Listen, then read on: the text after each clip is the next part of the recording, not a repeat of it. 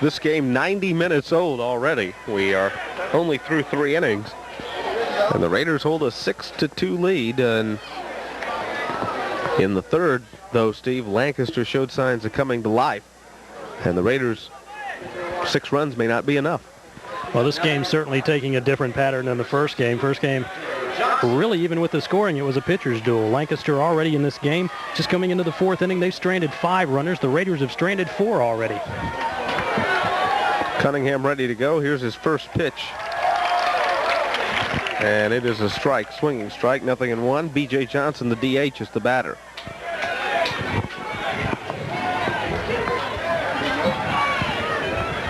Cunningham ready to go here. Called strike, 0-2.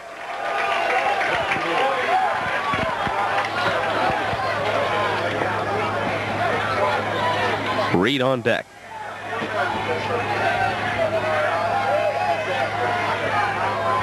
The 0-2 delivery on the way from Cunningham. Curveball misses outside, 1-2. Tell you what, if they draw a crowd like this on Wednesday night for a maybe game, think about one for all the marbles on a Friday night. That one hit hard out into left field. Could be trouble, and it is. It could go to the corner. No, Douglas does a good job of one-hopping it, and it's going to be a double for Johnson, and that play turned out being a lot closer than it looked originally, Steve. Well, it really did. Mike Douglas out in left field did a great job of coming up with that ball, fired into Brian Mann at short. Brian with a good relay throw to Johnny Ray, and they almost got him. And Johnny Ray, nicknamed the Bear, B.J. Johnson, so you have B.J. and the Bear down there. Where do you come up with them? Big Greg Evigan fan, are you? Oh, yeah. Runner down at second now here to lead things off. In inning number 4, Reed calls timeout.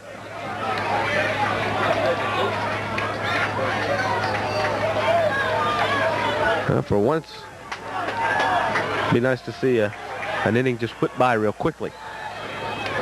Curveball just misses on the inside, 1-0. This one shows signs of being every bit as long as the game the other night. We had rain delays in it. As long as that lightning will stay away, I won't complain. 1-0 the count to Robbie Reed, the catcher. That one inside again, 2-0.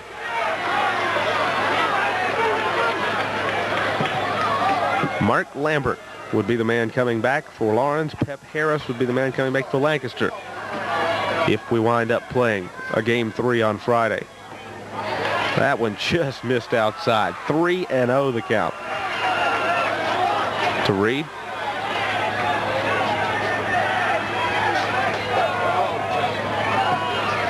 And Cunningham walking around out there behind the mound, gathering his thoughts.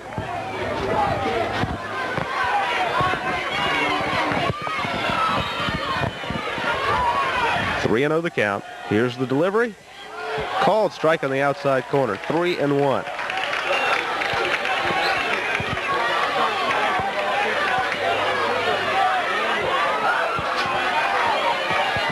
Lawrence 6, Lancaster 2. We're in the top of the 4th. Game 2 of the state championship series. It's a must-win for the Raiders.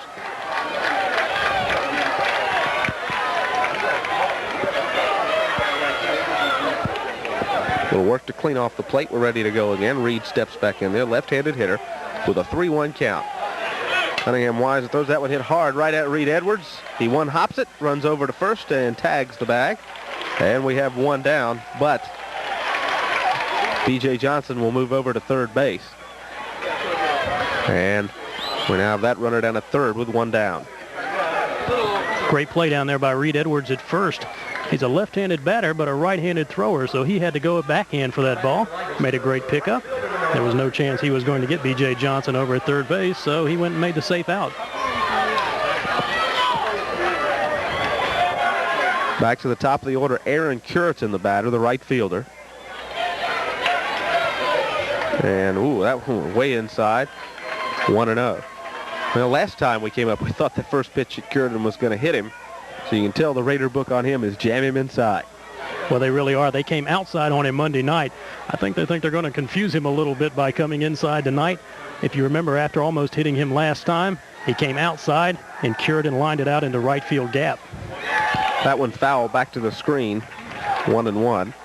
I'd like to wish good luck to our neighbors. Of course, their fate for today, I think, has been decided already, or maybe it hasn't. They may be playing tonight. But anyway, Belton Honeypath taking on Garrett in the 3A state championship series. BHP won on Monday, and they could wrap things up today.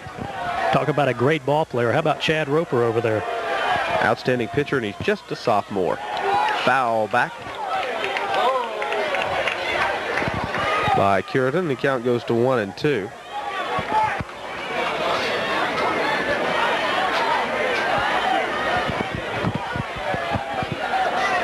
Lawrence with a 6-2 lead over Lancaster here in the 4th. Chuck getting a sign from Anthony Brown. The 1-2 delivery. Hit high and deep out into left field. And that one is out of here. And it's 6-4.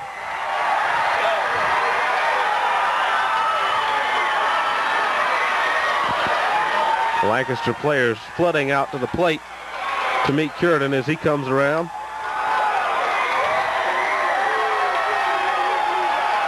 And it's a 2-run game, Steve. Well, this Lancaster team, you can never count them out. They can strike from anywhere in the order.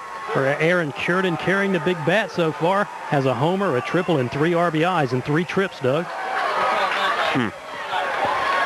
6-4. The Raiders have seen a 6-run lead dissolve to a 2-run lead. And we may have been right. 6 may not be enough before this one's over. That'll bring up John Barnes, now playing short, as he was rocked early by the Raiders off the mound. The wind, the pitch, and low. 1-0.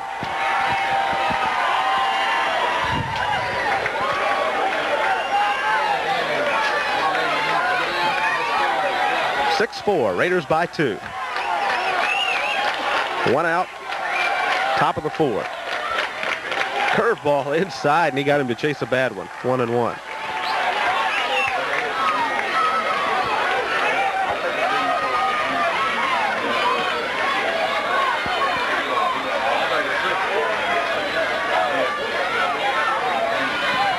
Cunningham goes, throws, over his head, bouncer down towards second, and they're not going to have a play. Man came up with it, but Barnes was almost to first by the time the ball got to him. Just a slow roller, and Barnes with a blazing speed down to first base. Well, you have to wonder now how long Lawrence head coach Ed Prescott's going to go with Chuck Cunningham. If he does make a pitching change, you can likely bet that it will be third baseman Jerome Reed, who came in and saved the day against Northwestern. Cunningham will go to the outfield, and Mike Douglas probably or Todd Siegler will come in to play third. It's a very simple defensive change, and Reed is a very hard-throwing pitcher, which, you know, not the ideal pitcher to go against Lancaster, but he would be the likely candidate. Time called. Mark Anthony, the batter. Right-handed hitter, the center fielder. He is the tying run at the plate with 1 down here in the bottom of the top of the 4th. Raiders with a 6-4 lead. Anthony, the ground ball down to short. Man boots it. It goes into left field. Coming across over to third is Barnes. And Mike Douglas comes in to back that one up. And the wheels starting to come off for the Raiders here in this inning. And now the tying run down at first base. Steve, we talked about it again. Felt the team that made the above average play would win this thing. And the average play has been the problem. Well, the Raiders' outstanding defensive early on.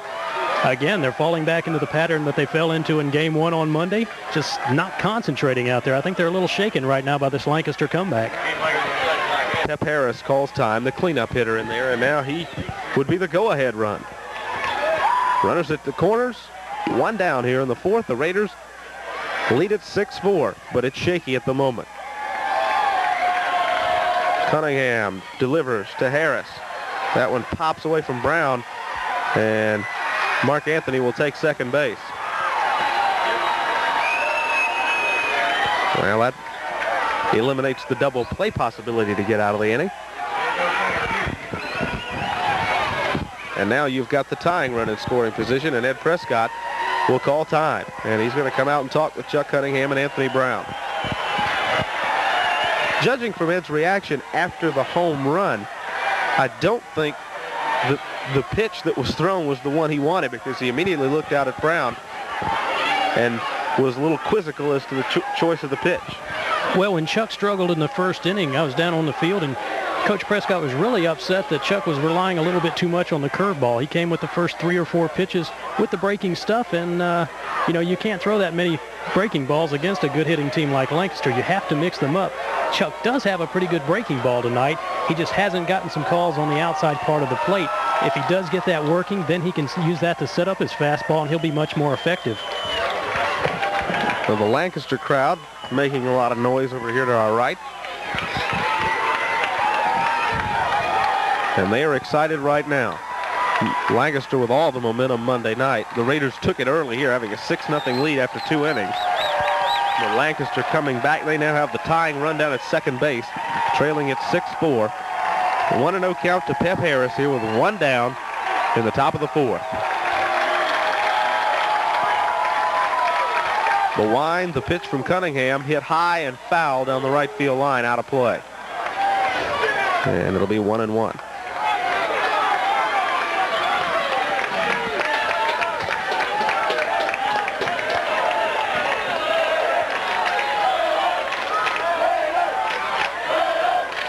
And everyone just kind of sitting back and waiting to see what happens now.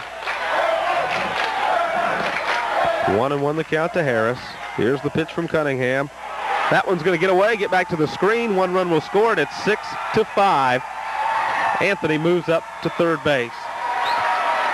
And the tying run now just 90 feet away from home.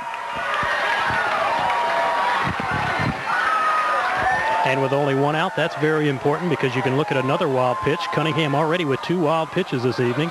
Pass ball, sacrifice fly, any of those, and we've got a tie ball game. Just 1 away.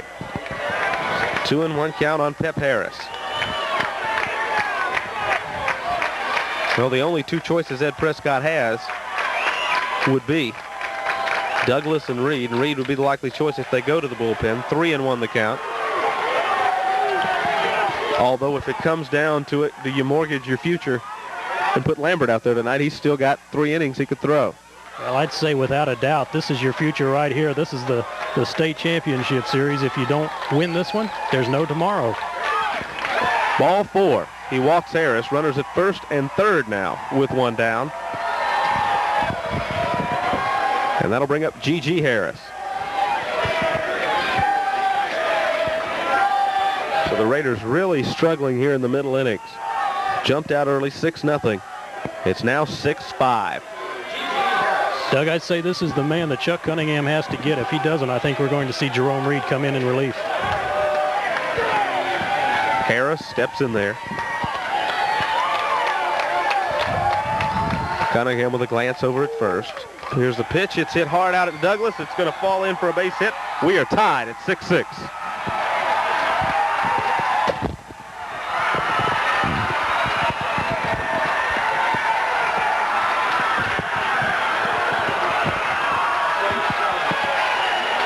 And you are right, Steve. We are going to see a change, but I believe it's going to be Mike Douglas. Nope, that's Brian Mann. I thought Mike had trotted in. Now he is coming in, and we will see the change. It will be Jerome Reed, it appears, coming on to pitch. As the wheels have come off here in this one for the Raiders. They led it 6-0 at one point. Bottom of the 4th, 2 on, 1 out. It is now 6-6. We'll continue after this 90-second timeout. Reed coming in relief of Chuck Cunningham as the wheels have just come off in this one for the Raiders. They led it 6-0 after 2. Steve, still only 1 out in the top of the 4th. We're tied at 6, and they've got runners at first and second with only 1 out. Well, a very dangerous situation. Chuck Cunningham really not a good outing tonight. 3 1/3 inning. He gave up 9 hits. Both runners on base are his responsibility. 2 walks. He hit 1 batter. Couple of wild pitchers and no strikeouts. That tells you right there that his control really was not at its best tonight. Now coming in to pitch, Jerome Reed. who is pretty much a different type pitcher. Jerome really relies on his fastball a little bit more. His curveball, you're never quite sure where it's going to go, and that ought to scare the devil out of the Lancaster batters. How else did the Raiders change defensively there? I believe Mike Douglas has come in to play third. That's right. Mike Douglas came in to play third. I believe Todd Siegler out in left field. I believe we've got, is that Tony Grant in center, and Chuck Cunningham will stay in the ball game and play right field. So Peterson exits the game, or maybe not. We'll have to see batting-wise how it shakes out.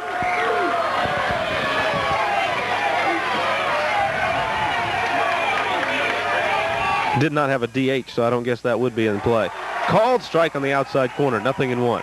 If anything plays into the Raiders' favor here with this change, it's the fact that it's changing speeds. They're used to seeing Chuck with the breaking ball, and Jerome throws hard. Well, he really does, and Lancaster, a good fastball hitting team, but I'm not sure they've seen anyone like Jerome Reed, and they've relied so much on hitting the curveball so far, it may throw them off a little bit. That one misses a little bit, 1-1, a little low. Jerome, with his stature, doesn't have a lot of trouble keeping the ball low. Low to the ground, and really comes out firing it.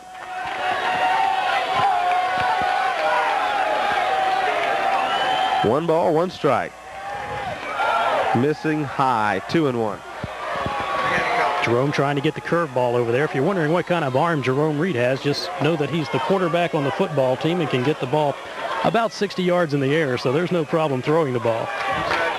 2-1 the count to Ciano Truesdale, the third baseman. 2 on, 1 out. We're tied, 6-6 in the fourth. That one foul back to the screen. 2-2 now the count.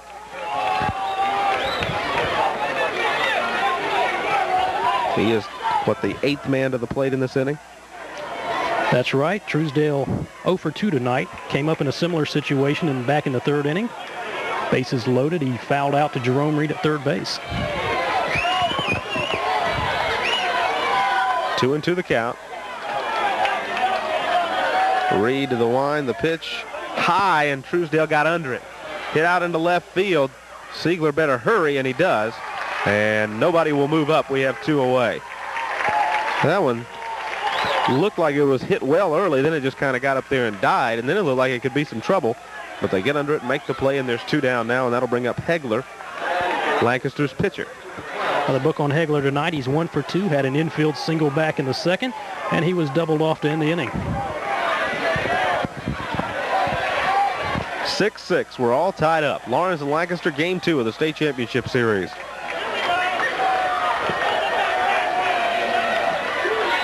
The line, the delivery to Hegler, called strike on the outside corner, 0-1. I tell you, he hasn't pitched that much, but if I got to put my season in somebody's hand, I like Jerome Reed's state of mind. You're exactly right. He threw an excellent ball game in his only start of the season at T.L. Hanna against Anderson. Came in against Northwestern, did a great job. He's a performer. 1-1 the count, as that one missed outside.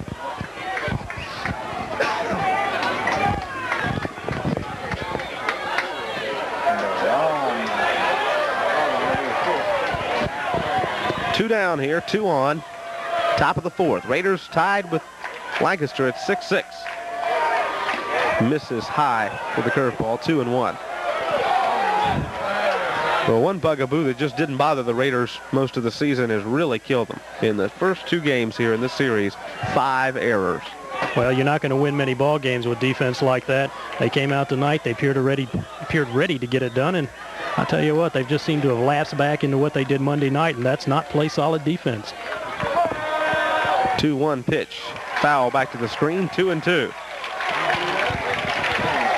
I think you have to look at one reason Coach Prescott did come in with Jerome Reed right here, and that he's one of those players, even though he's just a junior, he's steadier in a clutch performance than anybody else on this ball club, possibly steadier than anybody else on both of these ball clubs. He came into that Northwestern game with the tying run on third base with only 1 out, and he retired both batters, so he's no stranger to pressure situations, Doug. 2 balls, 2 strikes, 2 down. Here's the pitch. That one lined hard down into the seats down the right field line. If you're saying there are no seats, there are tonight. A packed house here at the Raider ballpark, watching a heck of a ball game that looked early like it would be a blowout in favor of the Raiders. As they led it 6-0, Lancaster's crawled back and tied it 6-6.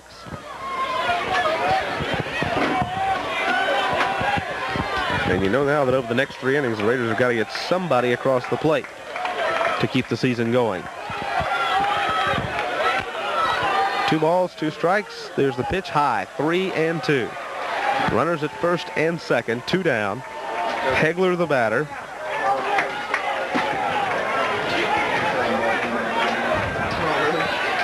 And I believe B.J. Johnson would be next. Yes, this is the 9th Lancaster hitter to come to the plate.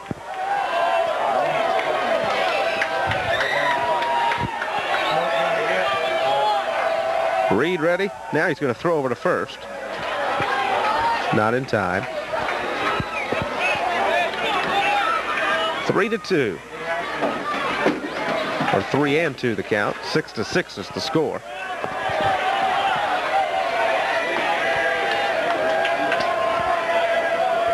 Jerome ready. Here's the pitch. Swing and a miss. He got it. So Lancaster puts up a 4 spot, but Jerome Reed comes in and keeps it from getting any worse. We're halfway done, middle of the 4th, and we're all tied up at 6. And we'll be back in 60 seconds.